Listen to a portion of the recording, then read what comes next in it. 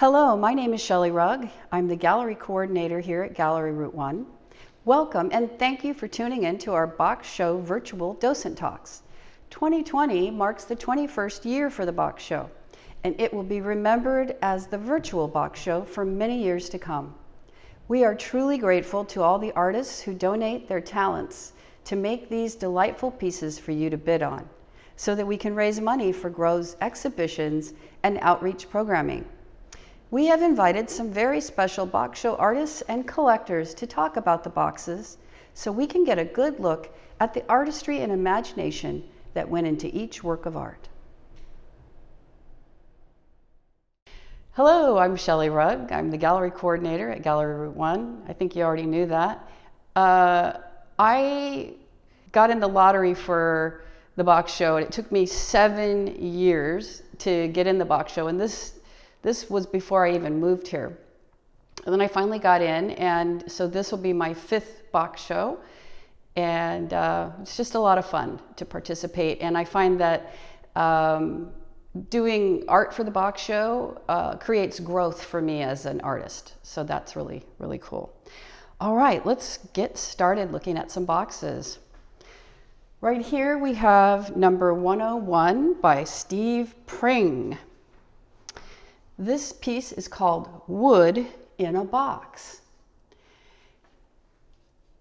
And I don't have a statement for this piece, but looking at it, it's got plexi on the front of it with some heavy hardware that's encasing these tree branches that have been painted different colors.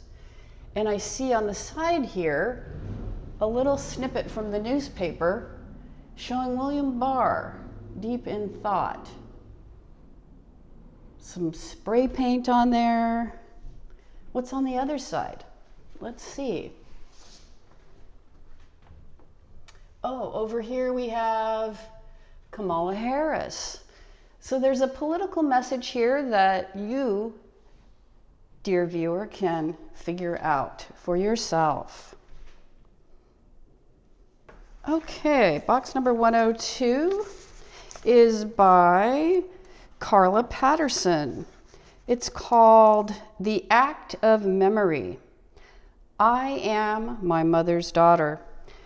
The act of memory is a circuitous and constantly metamorphosing journey from the moment of inception to the last glimpsed image. In the blink of an eye, a familiar visage seems wrong, or a new one seems too well known.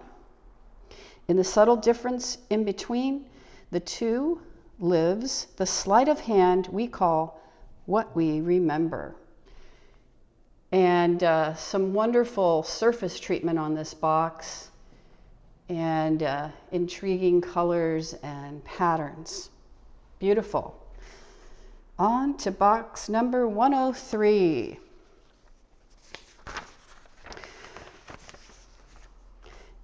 103 is by Alice Benedict. It's called Influence Box. This box is a microcosm of a community built in a series of steps. A very simple model of communication, transmission, and flow, whether for good or ill.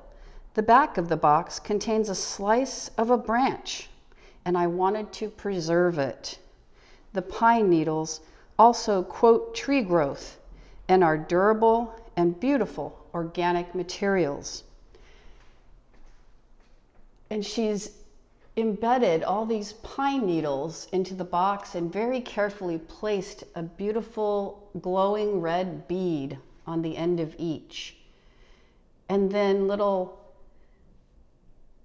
tips that are pointing up at the bottom. It looks a little dangerous, but quite beautiful. Box number 104 is by Dan Williams. It's called Japanese House. This house was inspired by Japanese woodworking demonstrations in the early 1980s by Makoto Imai at the Japan Woodworker in Alameda. Makoto kicked off his sandals, jumped up on the workbench, pulled down, and sent a thin shaving of port Orford cedar floating out the back of his Japanese plane the full length of the board. He totally changed my approach to woodworking. And I've heard just a little bit of buzz from box show insiders that this is one of the favorite pieces. And we can see that these little doors actually open up, and we can see inside, and the beautiful work of the mats on the floor and everything. So much detail. Beautiful. All right. Now box number 105. 105 is called The Dock, and it was made by Sarah and Jim Lehrer. This year, like almost every year, they got the raw box, looked through their box show stuff, and picked something out and said, what about this? And this year was a set of monkey pod plates that were a bit scratched up from years of use as cheese plates at various parties and nonprofit events, including, no doubt, numerous box show openings and closing parties. In the grain of the monkey pod plate, Sarah saw a sunset over a water horizon, and in a knot on the inside of the box, a galaxy. And she colored them with pencils and gel pens. In a favorite piece of wood that somehow landed in our box show stuff, Jim saw a dock and made a piling for it. And that's box number 105. Down here we have box number 106. This box is by Amina Hajar and Marilyn Hajar, and it is entitled Unscripted. Exploring the many ideas of storytelling. Stories we find, stories we make up, stories as they reveal, stories to be written, and stories that never get told. The words, the space, and the capturing of it all. This piece is a collaboration between mother 70 and daughter 50 plus. And what's so lovely to me about this piece is that they turned these little clamshells into little books with pages to be discovered in the sands on the beach. Quite lovely. Are these drawers that open up? Oh, what a surprise. Nice. And words inside, things to discover at the box show. That's so awesome. Beautiful. Peace is the moment of letting go of the outcome. Good advice. All right. Box number 107 is up here. This is by Hannah Grajansky, and it is called Ebb plus Flow. I have always found myself mesmerized by the ocean. It is smooth and peaceful, yet wild and powerful. Ebb plus flow is inspired by watching the waves roll in and out, and the bubbles and foam lines that are left behind on the sand. And it's an interesting effort in simplicity and spareness of materials with these pieces of thread going through to create a grid that contains this piece of paper that she has stained with alcohol ink. And it's quite beautiful. All right, number 108 is down here. Number 108 is by Judith Moore. It's called Isolation. She says, my box represents my feelings about the pandemic, quarantine, and the isolation it has brought about. The figure in the box is sustained by the brass cymbal, though others dance on top and climb the sides. So she's had a lot of fun with attaching these large pieces of brass hardware in an abstract compositional way. And they do look like they're stepping out to dance. And then there's this, what looks like a little chime that provides some balance to the composition. Very nice. All right, and then over here we have number 109 by Will Toms. This is called Pine Box in an Altered State. This year, he says, I feel like many of us that I'm walking around in an altered state. This gives the title an added dimension. And it's, I think, pretty clear to say that Will took his box apart into random chunks and pieces and then put them all back together and painted them. And it's almost like if I was a little mouse, it would be fun to crawl around in here and find all the little different cubbies and places to sit and explore. And interesting, this pink that's at the heart of the whole piece. All right, box number 110 is next. This piece is by Betsy Kellis. Betsy's one of our artist members here. This piece is called Still Life Landscape Pink. This piece is made from 3 sides of an official Box Show 2020 box. The sides have been cut and rearranged to create the shelf-like substrate for the piece.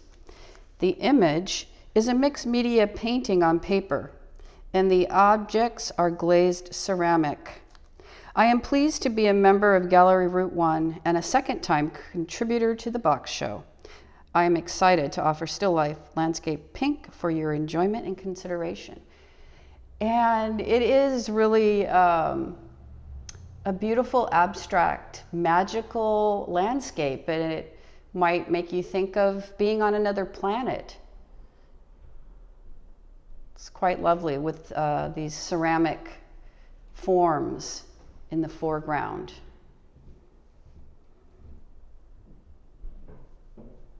All right, next we have piece 111, box number 111. This is by Todd Pickering and Cindy Davis. They created their Dear box inspired by a haiku by Sonia Sanchez. The materials used include redwood, cherry, pine, deer antler, abalone, and waxed cotton. Well, let's take a look. Inside there's the haiku for you. Love between us is speech and breath. Loving you is a long river running by Sonia Sanchez. That's quite a lovely box that anyone would want to have to keep something special in. And here's the abalone, just a little touch on, oh, and look at this little braid on the end. Just the attention to detail is quite exquisite, I have to say. All right, box number 112. Let me see here. This is by Rebecca Toms Hanley, and it's called Bubbles. Bubbles is meant to represent lightness and whimsy. A box full of bubbles is mostly empty, but captures the imagination with its structure and randomness. And it is, again, another expression in simplicity, stuffing the box full of these white, perfect little white balls to represent bubbles in a random way. Very nice.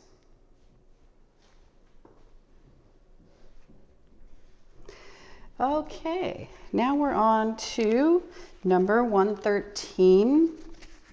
This piece is by our wonderful president of the board and fabulous artist, Tony Littlejohn. The title is, This is Not a Black whole. With so much grief and anxiety occurring with the pandemic and the social political events in our country, I felt I needed a bit of an antidote in making this year's box. I took on exploring how much I can swirl paint with another color before the pigments lose their identities. This adventure with paint was taboo in my early days of art instruction. One of my first art teachers insisted that colors be thoroughly mixed when concocting a new color.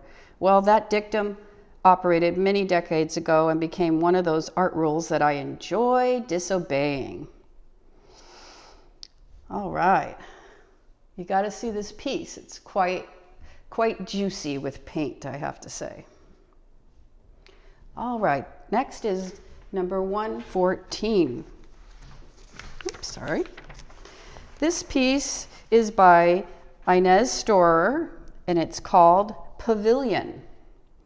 Throughout her tenure, Inez Storer has used the narrative as the linchpin for her work, usually including collage, mixed media, and often text, although frequently peculiar in its vernacular.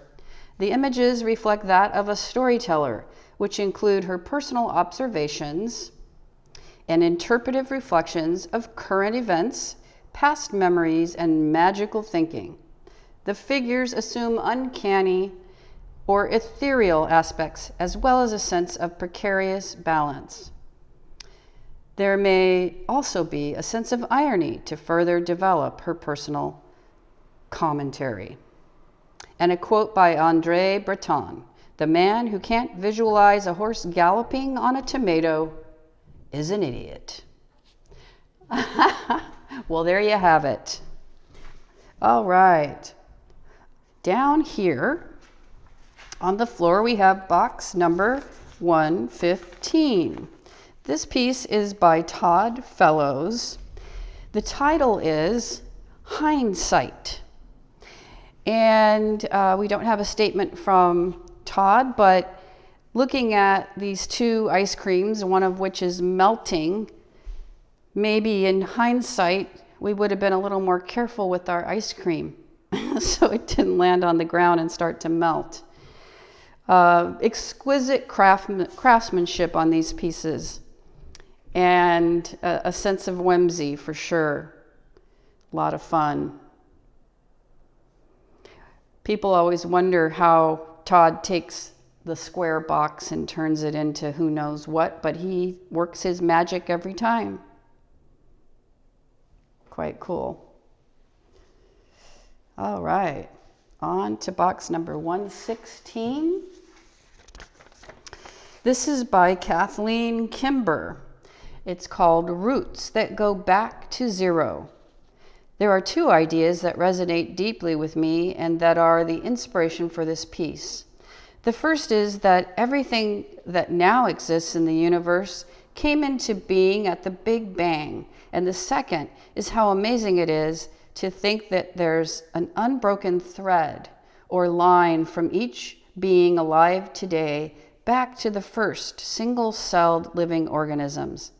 With this piece, I hope to evoke that moment of creation and the wonder at how all that matter and all of those living beings have been interweaving and dancing together ever since.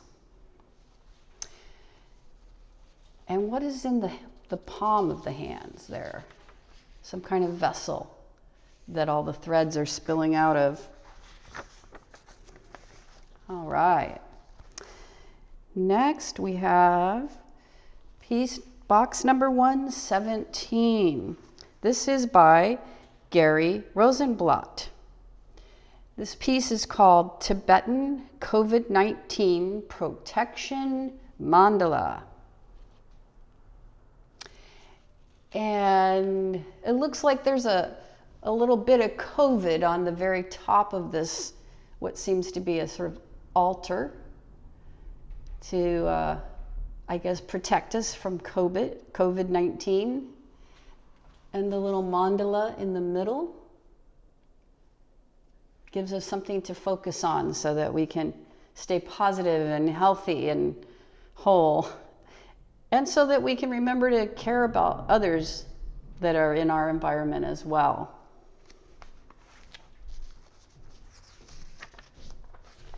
All right, coming over here, we have box number 118.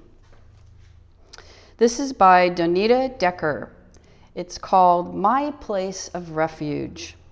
When I started thinking about what to make for the box show, I realized this space and the walks in the hills are my place of refuge during these very challenging times. They are what has been calling to me. I started out thinking I would use a view of Mount Tam because the mountain is so beautiful and mesmerizing. I took many photographs, including ones with goats that were brought to the open space to help eat and clear the brush. As I started to work on the box, though, I moved into another space, one where I felt the call of an inner path. One day, my husband went out alone on a particularly foggy, cold day. He came back with some incredible pictures of the fog in the trees. We were both entranced by the beauty of the fog and its invitation to go deeper into ourself and the land. And we can see an image of the fog and the trees in the background on this box, and little figures, including downward cat, a couple here sitting and standing, and what looks like a dancing horse or something in the background. Not sure. All right, let's move on. Our next box is number 119. This piece is by Barry Chuckerman and Susan Bishop Chuckerman. It's called Study in White, though they have speculated that maybe they should have named it In the White Room. You know the rest. We started with a little trash can that was filled with gum or candy and bought locally for the can. The candy was tossed immediately. Small trash cans have always been a fascination for me, and I've collected some over the years. I had made this one years ago, called it white trash, and left it alone. It sat for years until I decided I wanted to try to use it. So I put it in the box, and I thought I would leave it alone and call it white trash. My wife and my sister saved me from myself. They cautioned against that title, and I think they were right. All right. A lot of delicate detail in this box. You gotta come in, you gotta see it. Look, oh, there's an umbrella in the corner. Just in the back room, I can see a vase of flower with a flower in it. Really, really amazing little details in this box. All right, on to box number 120, right next door.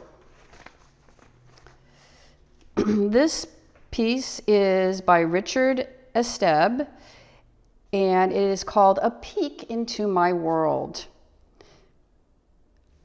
And he says he melds his decades of building furniture with observance of the patterns in nature. This art is leftover scraps from a variety of projects, assembled in the language of nature, then arranged with whimsy and a look to proportion.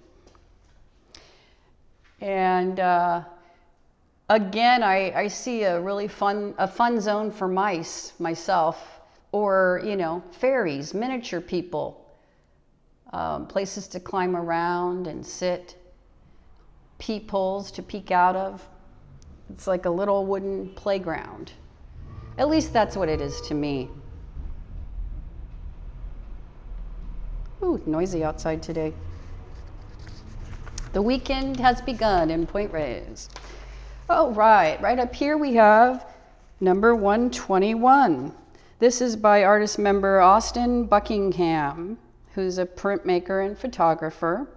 And this is called Gordian Knot of Humankind, I believe is what it should say. Relationships are complicated, she says, so hard to unite them and harder still to find that place where the knot can be undone. A Gordian knot is a construction of sorts and refers to that impossibility of finding solution.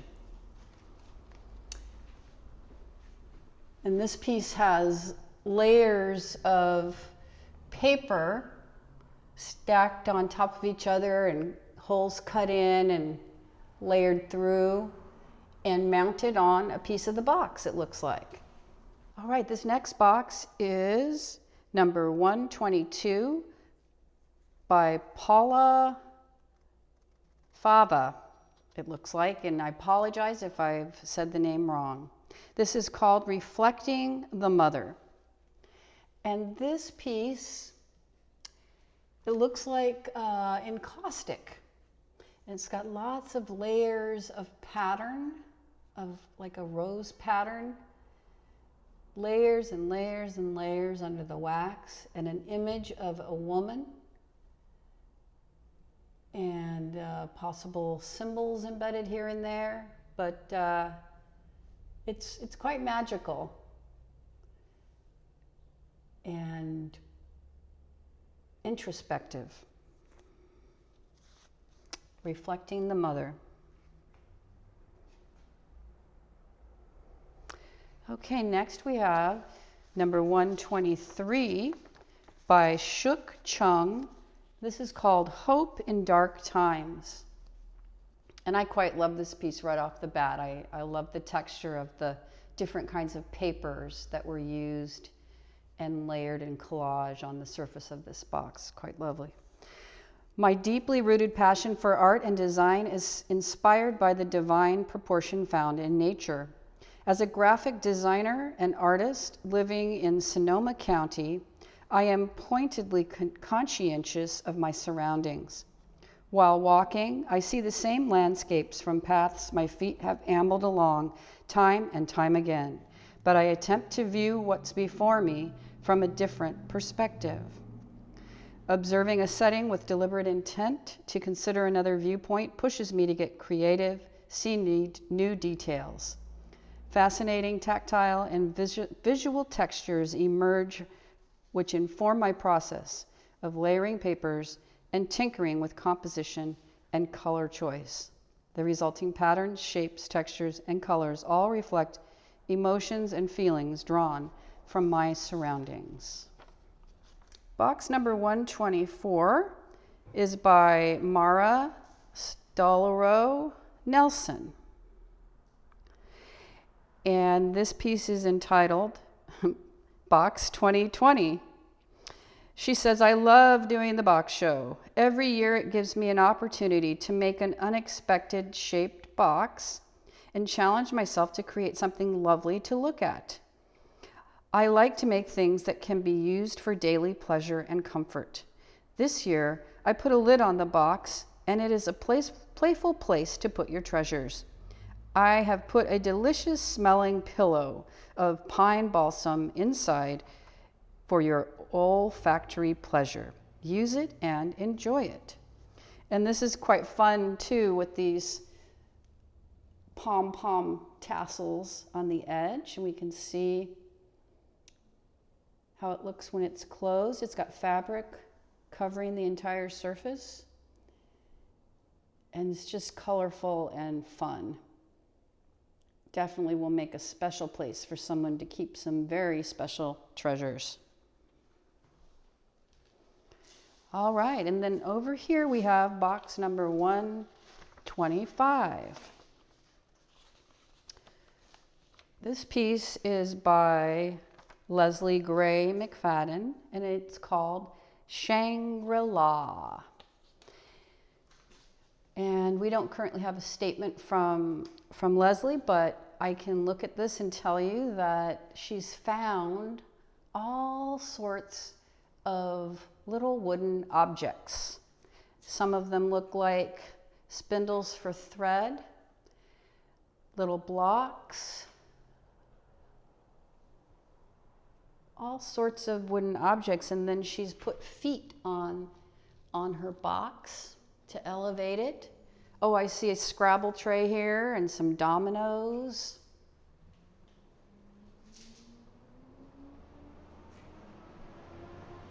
And it has a very sort of pagoda-like quality, reaching up towards the heavens. Really fun use of materials.